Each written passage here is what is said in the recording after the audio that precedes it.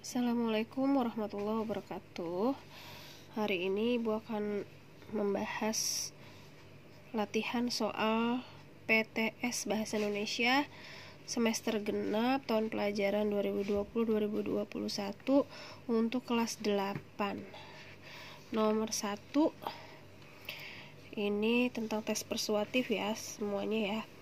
Kalimat yang merupakan unsur kebahasaan teks persuasif yaitu di sini kemajuan teknologi termasuk internet biasanya bagai pisau bermata dua. Dia bisa bersifat sebagai teman alias penyedia informasi yang tepat, tetapi bisa juga sebagai devil advocate, teman yang malah justru menjerumuskan kita ke perbuatan yang tidak baik. Nah, sekali lagi kita harus hati-hati dan waspada dengan situs-situs yang akan kita kunjungi. Jawabannya adalah A. Kalimat ajakan. Di dalam teks persuasi terdapat kalimat ajakan, fakta, dan pendapat. Ya, karena di sini ada kata-kata mengajak kita harus hati-hati. Nah, itu adalah ajakan. Lanjut nomor 2. Belajar dengan tata cara yang baik, yaitu berdoa sebelum belajar dengan niat tulus, akan belajar sungguh-sungguh. Pusatkan pikiran ketika belajar. Ketika kamu mulai merasa jenuh, berhentilah sejenak untuk menenangkan otak. Bisa dengan nonton televisi minimal 10 menit, berdiri, duduk rileks, berjalan mengelilingi ruangan, atau juga menggerak-gerakkan badan. Setelah itu belajarlah kembali dengan tenang. Nah, ini merupakan paragraf teks persuasi bagian struktur C, ajakan. Nah, ajakan-ajakan di sini belajar dengan cara yang baik, berdoa, kemudian pusatkan pikiran. Ini adalah berupa ajakan. Sebagaimana yang sudah kita pelajari bahwa teks persuasi terdiri dari beberapa bagian strukturnya. Yang pertama adalah pengenalan isu, yang kedua adalah rangkaian argumen, yang ketiga adalah ajakan, dan yang keempat adalah penegasan kembali. Lanjut nomor 3, paragraf berikut yang merupakan teks persuasif adalah memengaruhi pembaca, sehingga jawabannya adalah yang B. Banyak siswa yang melanggar kedisiplinan akhir-akhir ini. Semua itu karena kurangnya kesadaran mereka untuk mematuhi peraturan. Oleh karena itu, marilah. Nah, di sini persuasif ini adalah memengaruhi dan isinya juga mengajak atau membujuk secara halus. Marilah kita tanamkan nilai-nilai kedisiplinan kepada para siswa agar mereka mau menaati peraturan yang dibuat. Lanjut nomor berikutnya, nomor 4. Nomor 4, setelah memperhatikan kalimat-kalimat ini, kalimat yang merupakan fakta. Di mana fakta ini adalah yang benar-benar terjadi. Jadi, yang fakta adalah yang D. Dari 10 itu, salah satunya adalah mendapatkan informasi mengenai reproduksi remaja yang tepat. Di mana kita bisa lihat kalimat pertama, belum bisa terbuka. Di sini berarti masih opini atau pendapat seseorang bahwa belum bisa terbuka membicarakan soal seks dan kesehatan reproduksi. Lalu nomor 2-nya, kalimat keduanya itu juga masih berupa opini atau pendapat karena ada kata kita bisa bertanggung jawab atas pilihan kita. Lalu yang nomor 3, melalui situs-situs tertentu di internet, informasi yang dibutuhkan bisa didapatkan. Kata bisa ini atau mampu ini belum pasti bisa ya, jadi masih berupa opini atau pendapat. Nah, yang fakta hanya kalimat yang keempat saja, sehingga jawabannya D. Kalau nomor 5, teks persuasi merupakan teks yang berisi apa? Berisi himbauan. Ya, kalau penjelasan itu teks narasi, kalau urutan peristiwa juga teks narasi. Penjelasan juga bisa berupa teks eksplanasi. Lalu untuk langkah-langkah adanya di teks prosedur. Kalau teks persuasi isinya himbauan atau ajakan. atau bujukan halus. Lalu nomor 6, rumusan akhir tentang sesuatu yang disusun berdasarkan pemahaman atau penalaran kita terhadap keseluruhan isi teks disebut dengan A atau kesimpulan. Di sini adalah kata kuncinya rumusan akhir. Lanjut nomor 7. Berikut ini yang bukan langkah-langkah untuk merumuskan simpulan atau kesimpulan adalah nomor 7, jawabannya adalah D, mencatat ulang antar bagian penting teks itu. Kenapa Bu? Kok yang lainnya adalah langkah-langkah ya Bu? Iya, untuk membaca keseluruhan isi teks merupakan langkah-langkah merumuskan kesimpulan.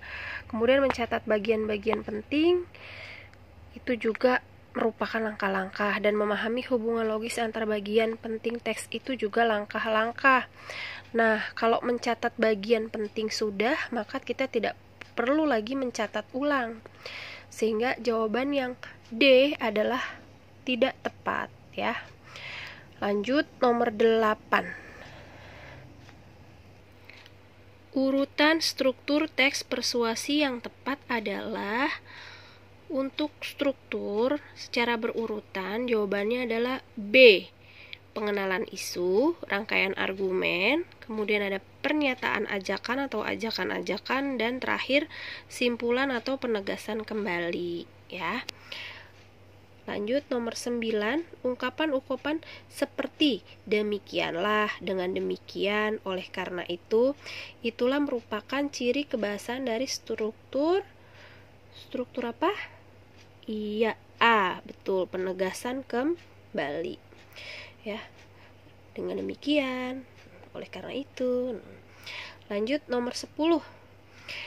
Kata-kata yang Ibu bold ya, atau Ibu cetak tebal, ada kata dan, agar, jika, saat.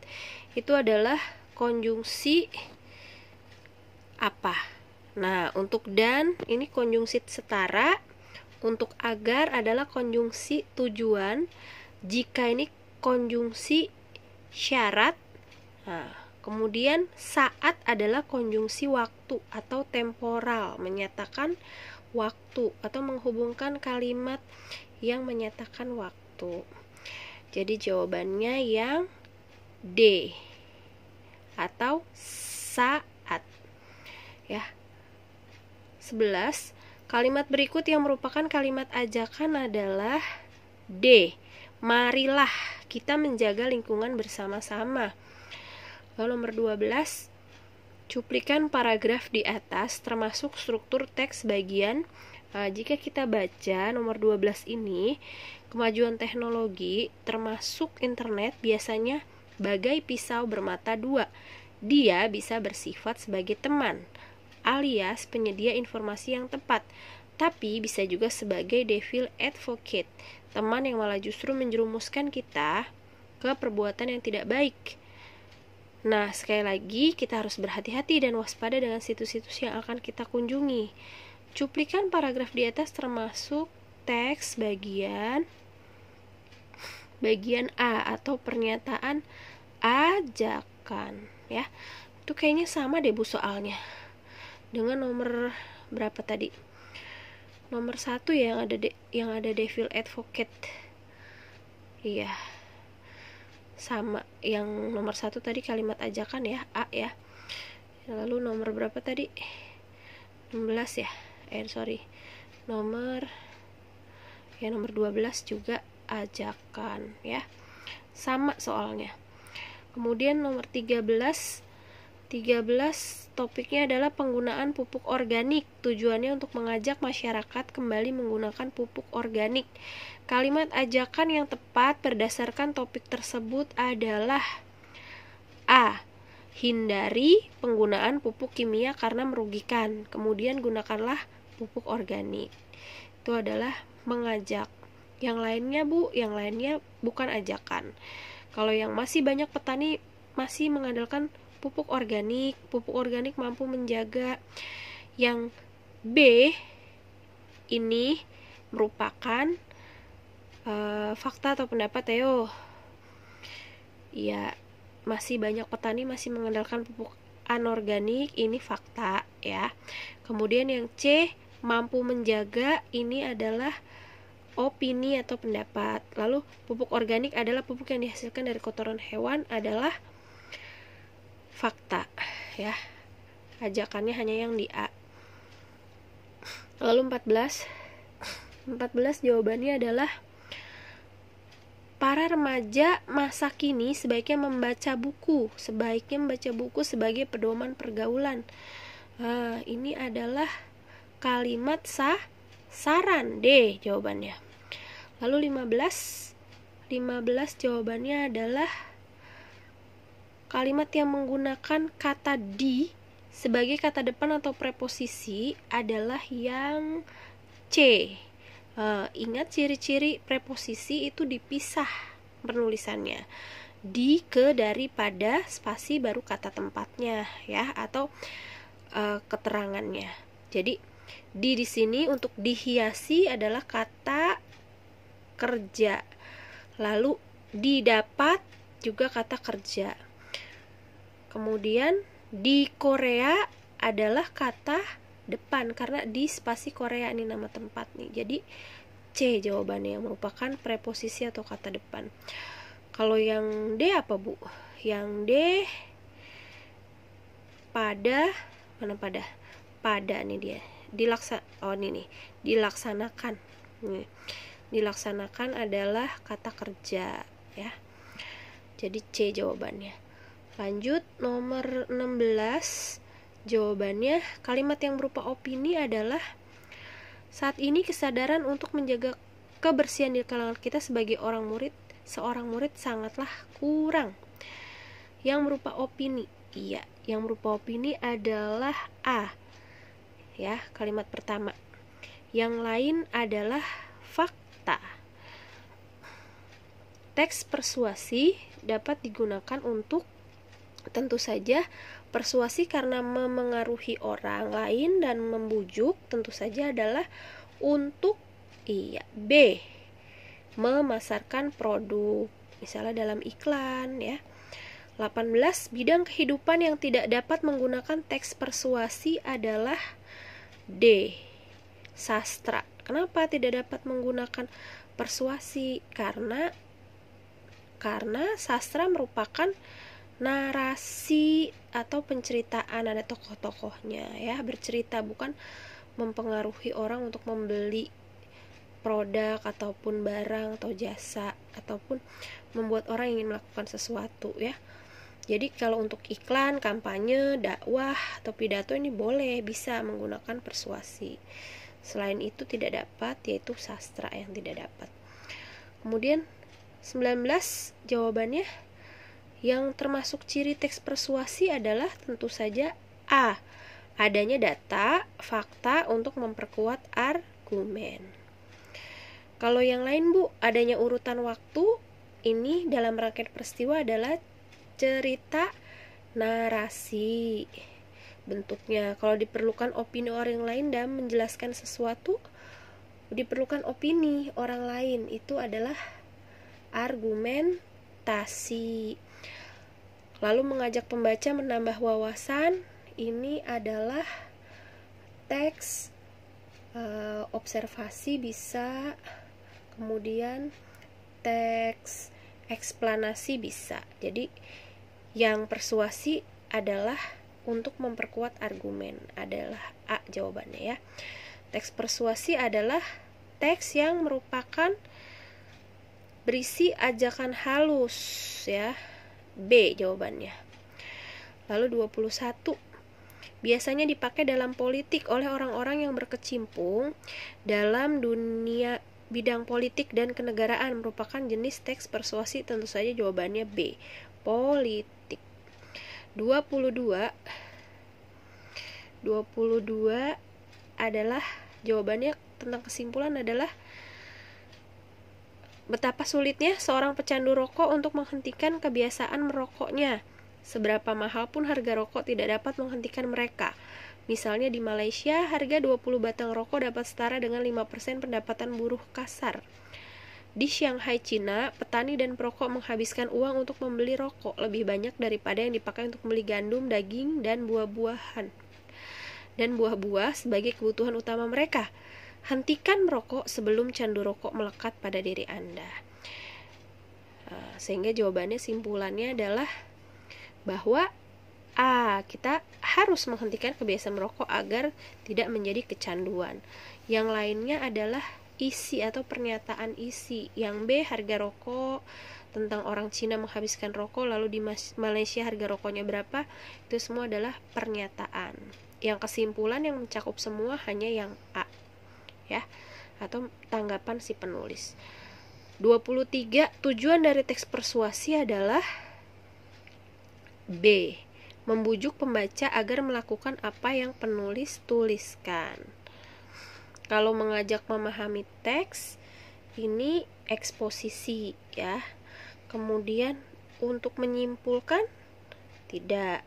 Untuk mengajak memahami, ya, mengajak pembaca maupun mengajak penulis memahami teks, itu adalah teks eksplanasi juga bisa.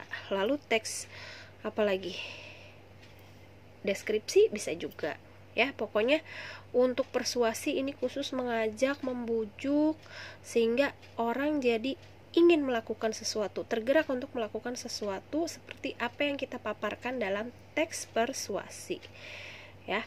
Lalu 24, jawabannya adalah dengan tidak menyanyiakan hak suara Anda dalam pemilu, maka Anda sudah berkontribusi besar untuk negara, karena nasib bangsa kita 5 tahun ke depan berada di tangan Anda. Jawabannya A, pendapat, karena nggak ada tanggalnya juga, jadi bukan fakta, ya. Kalau ajakan ada kata marilah. Lalu 25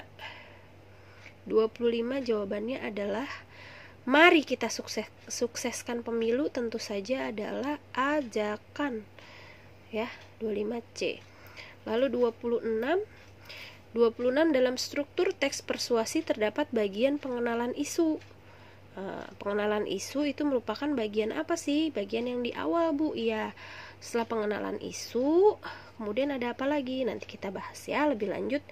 26 jawabannya tentu saja D, berupa pengantar mengenai masalah yang terjadi dan menjadi dasar tulisan. Baik, lanjut 27. Proklamasi kemerdekaan Indonesia terjadi karena perjuangan para pahlawan. Kalimat tersebut menggunakan konjungsi apa?